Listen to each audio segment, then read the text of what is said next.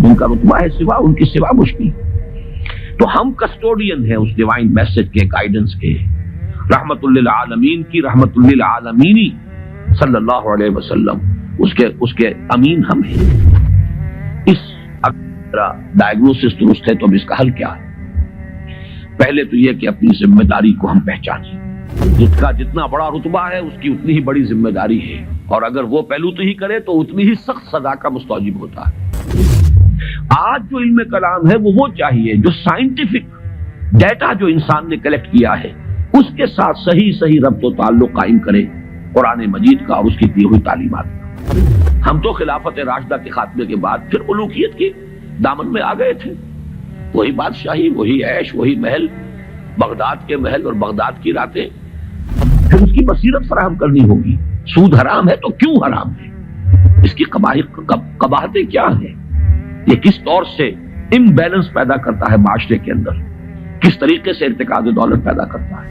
کہ آج تک سائنس کے کسی بھی شعبے میں کوئی ایسی دریافت نہیں ہوئی ہے جس نے قرآن مجید کی بیان کردہ کسی شے کو غلط ثابت کیا۔ مصلحت نیست کہ از پردہ بروں آید راز، لیکن یہ کہ یہ جان لیجئے کہ یہ جو کچھ بھی ہمارے ساتھ ہو رہا ہے اس میں ایک تو وہ ہمارا جرم، ہم نے اس علم کا دروازہ بند کیا، اپنے تصورات کو محدود کیا، دین کو مذہب بنایا، علم کو صرف علم دین تک محدود کیا، اس کو ہم نے گویا کہ سیکولر علم قرار دے کر اپنے دینی تصورات سے خارج کیا۔ یہ ہماری غلطی، اور اس سے بڑا جرم یہ کہ اس آسمانی ہدایت کے بھی ہم کسٹوڈین تھے پہنچانے کے لیے، اور ہم نے یہ کہ خود اس کو پیٹھ دکھائی، خود اس کو اپنا امام نہیں بنایا، خود اس کو اپنا رہنما نہیں بنایا، اور دوسروں تک پہنچانے کا تو کوئی سروکار ہی نہیں، سوال ہی نہیں۔ اس ڈائگنوسس درست ہے تو اب اس کا حل کیا ہے؟ پہلے تو یہ کہ اپنی ذمہ داری کو ہم پہچانیں۔ ظاہر بات ہے کہ ذمہ داری جتنا بڑا رتبہ ہے اس کی اتنی ہی بڑی ذمہ داری ہے، اور اگر وہ پہلو تو ہی کرے تو اتنی ہی سخت سزا کا مستوجب ہوتا ہے۔ کمتر درجے کی ذمہ داری ہے، کوتاہی بھی ہو گئی ہے تو کمتر درجے کی سزا کفایت کر جائے گی۔ رتبہ بڑا ہے، جن کے رتبے ہیں بڑے ان کی سوا مشکل ہے، جن کا رتبہ ہے سوا ان کی سوا مشکل ہے۔ تو ہم کسٹوڈین ہیں اس ڈیوائن میسج کے، گائیڈنس کے، رحمت للعالمین کی رحمت للعالمینی صلی اللہ علیہ وسلم، اس کے امین ہم ہیں۔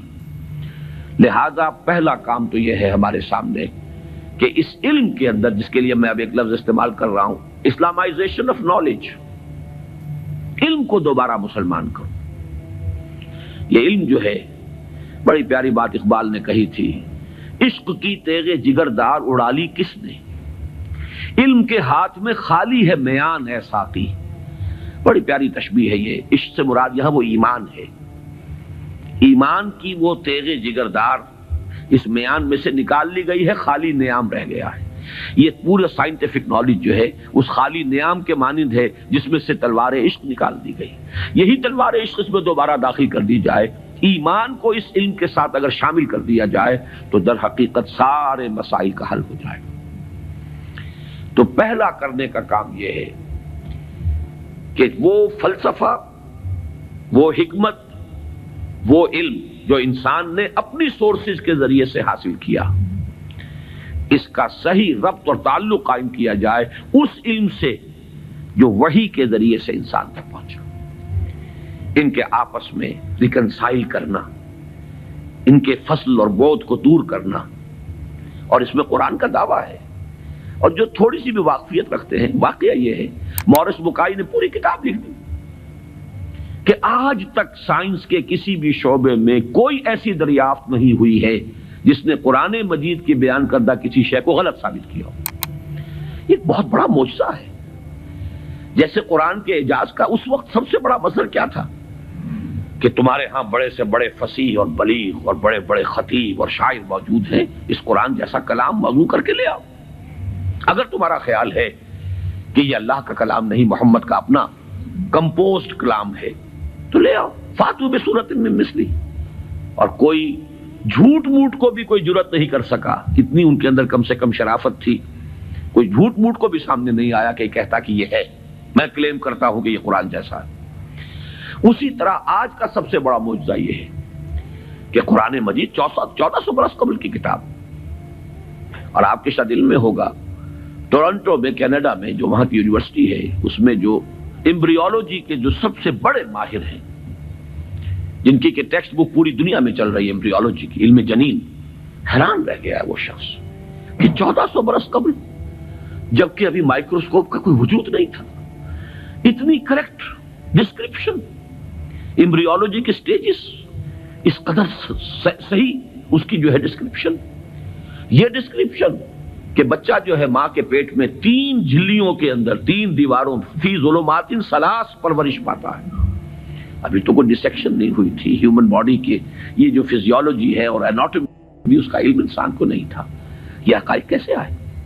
اسی لیے قرآن کہتا ہے، اس کا دعویٰ ہے سنریہم آیاتنا فی الآفاق وفی انفسہم حتی یتبین لہم انہ الحق، قریب انہیں دکھائیں گے اپنی نشانیاں اور آیات، آفاق میں بھی، ان کے اپنے اندر، اپنے نفس میں بھی، یہاں تک کہ یہ بات بالکل ثابت ہو جائے گی کہ قرآن حق ہے۔ پہلے ہمیں اسے برنگ آؤٹ کرنا ہے، اس کو سامنے لانا ہے، پھر یہ کہ وہ حکمت اور فلسفہ اور ادھر سے ایمان، جس کو کبھی مولانا روم نے کہا تھا چند خانی حکمت یونانیہ حکمت ایمانی آرا ہم بخواں، کب تک یونانیوں کی حکمت پڑھتے رہو گے، اس کا فلسفہ پڑھتے رہو گے؟ کبھی قرآن کا فلسفہ، قرآن نے جو حکمت سکھائی ہے اسے بھی پڑھو۔ یہ ریویلڈ نالج ہے، یہ ریویلڈ وزڈم ہے، یہ ایکوائرڈ نالج ہے، یہ ایکوائرڈ وزڈم ہے۔ ان دونوں کے درمیان ربط قائم ہونا چاہیے، جو علم کلام کا موضوع رہا ہے ہمیشہ۔ آج ضرورت ہے ایک نئے علم کلام کی، اس لیے کہ وہ قدیم علم کلام جو تھا وہ اس فلسفے کے حوالے سے تھا جس کی بنیاد منطق تھی۔ آج جو علم کلام ہے وہ چاہیے جو سائنٹیفک ڈیٹا جو انسان نے کلیکٹ کیا ہے اس کے ساتھ صحیح ربط و تعلق قائم کرے قرآن مجید کا اور اس کی دی ہوئی تعلیمات کا۔ اس سے یہ ہے کہ یہ گیپ جو ہے وہ برج ہوگا اور اس کے اندر ایک توحید کا رنگ پیدا ہوگا بجائے سنویت کے، یہ علم اور یہ علم اور۔ ایک بڑی سادہ سی مثال میں آپ کو دے رہا ہوں، ایک بڑے نیک نوجوان تھے، یہ کوئی 10-15 سال پرانی بات بتا رہا ہوں، ایم ایس سی باٹنی انہوں نے کیا، ریلیجس ایکٹیوسٹ، بڑے میدان میں مذہب کے لیے بڑے جوش و خروش سے کام کرنے والے۔ میں نے ان سے پوچھا کہ آپ کا کیا خیال ہے ڈاروین کے نظریے کے بارے میں؟ کہنے لگے کفر ہے۔ میں نے تھوڑا سا پاز کیا، میں نے کہا ٹھیک ہے وہ کفر تو ہے، لیکن تم نے کیا ہے، وہ مجھ سے کافی چھوٹے ہیں عمر میں نے کہا تم نے کیا ہے ایم ایس سی باٹنی، مجھے تو اس حوالے سے بتاؤ کہ جو اس بایولوجی کے فیلڈ میں اس کے لیے جو دلائل ہیں، جو اس کے لیے شہادتیں ہیں، جو اس کے لیے ثبوت دیے گئے ہیں، ان کے بارے میں کیا رائے ہے؟ تو بلیو می ان کا جواب یہ تھا وہ تو بہت کنونسنگ ہے۔ یہ ہے وہ سپلٹ پرسنالٹی، ایک شے جو بڑی کنونسنگ ہے، ایم ایس سی باٹنی کی ہے، اس میں جو کچھ پڑھا ہے اس کی روح سے وہ سمجھ رہے ہیں کہ ڈاروین کا نظریہ ارتقاء بڑا کنونسنگ، اس کے لیے مواد موجود ہے، دلائل ہیں، شواہد ہیں، لیکن ہے کفر۔ یہ سپلٹ پرسنالٹی، دماغ کے ایک گوشے میں ایک چیز ہے، دوسرے گوشے میں دوسری چیز ہے۔ یہ سپلٹ پرسنالٹیز دنیا میں کوئی کام نہیں کر سکتی۔ کمپوزڈ پرسنالٹیز، ایک وحدت جس کو کہا ہے قرآن نے علی وجہ البصیرت قل ھذہ سبیلی ادعو الی اللہ علی بصیرۃ انا ومن اتبعنی، اے نبی کہہ دو یہ میرا راستہ ہے، میں اللہ کی طرف بلا رہا ہوں، تو اندھیرے میں ٹامک ٹوئیاں نہیں مار رہا ہوں، علی وجہ البصیرت، نہ صرف میں بلکہ میرے ساتھی جو میرا اتباع کر رہے ہیں وہ بھی دونوں آنکھوں سے راستہ دیکھ کر چل رہے ہیں اور بلا رہے ہیں اگر اس راستے کی طرف تو علی وجہ البصیرت بلا رہے ہیں۔ پہلا تو یہ پرابلم ہے ہمارا اور یہ بہت بڑا چیلنج ہے۔ دوسرا پرابلم یہ ہے کہ یہ سوشل سائنسز میں اور جو سوشل انسٹیٹیوشنز ڈیولپ کیے ہیں انسان نے، اکنامک انسٹیٹیوشنز ہے، پولیٹیکل انسٹیٹیوشنز ہیں، تھیوری آف اسٹیٹ ہے، پھر اس ریاست کے آرگنز ہیں، ایگزیکٹو ہے، جوڈیشری ہے، لیجسلیچر ہے، کہنے کو خیر چوتھا جو ہے پریس کو کہا جاتا ہے، لیکن 3 ہے بنیادی۔ یہ جو نوع انسانی نے جیسے سائنٹیفک ترقی کی ہے اسی طریقے سے انسٹیٹیوشنز ڈیولپ کیے ہیں، بڑی قربانیاں دی ہیں۔ ہم تو خلافت راشدہ کے خاتمے کے بعد پھر ملوکیت کے دامن میں آ گئے تھے، وہی بادشاہی، وہی عیش، وہی محل، بغداد کے محل اور بغداد کی راتیں، وہ جو الف لیلہ، 1000 نائٹس آف بغداد، وہ جو کچھ ہوتا رہا ہے وہ ہمیں معلوم۔ یہ تو یورپ والوں نے خون دیا ہے، انہوں نے جانیں دی ہیں، انہوں نے اسٹرگل کی ہے، تب بادشاہوں کے کلچز سے اپنے آپ کو چھڑایا ہے، انسٹیٹیوشنز ڈیولپ کیے ہیں۔ لیکن یہ کہ ان انسٹیٹیوشنز کو اب یا تو یہ ہے کہ بالکل ایک مرعوب ذہنیت کے ساتھ، ڈیفیٹسٹ مینٹیلٹی کے ساتھ جوں کا تو ہم ایکسپٹ کر رہے ہیں، یا یہ کہ ٹوٹلی ریجیکٹ کر رہے ہیں، حالانکہ دونوں چیزیں اللاجیکل ہیں۔ اس میں تجزیہ کرنا ہوگا کیا صحیح ہے کیا غلط ہے، کیا چیز کمپیٹیبل ہے دین کے ساتھ کیا نہیں ہے، پھر اس کی بصیرت فراہم کرنی ہوگی۔